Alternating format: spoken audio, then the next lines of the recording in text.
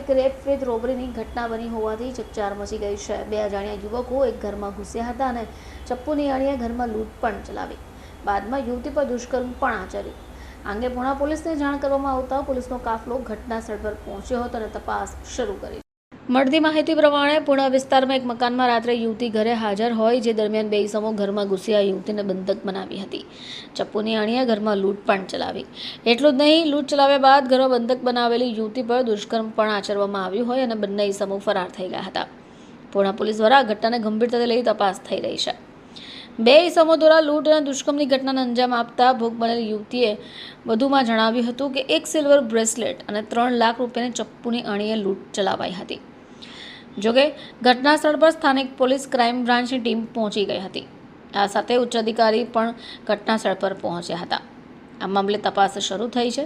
ઉલ્લેખનીય છે કે ફરિયાદી મહિલા પણ શંકાના દાયરામાં હોવાથી તેની પણ ઉલટ તપાસ થઈ રહી છે।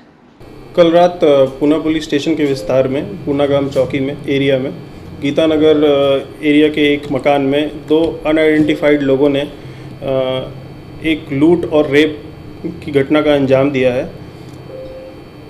जो लड़की का बयान है उसके हिसाब से एक सिल्वर की ब्रेसलेट और 31,000 रुपये चाकू की नोक पे लेके उनसे लूटे गए और लड़की के साथ फिर रेप की घटना का अंजाम हुआ है।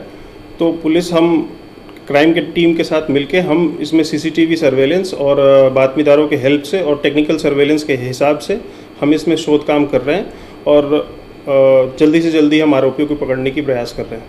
ब्यूरो रिपोर्ट, चैनल आई विटनेस, सूरत।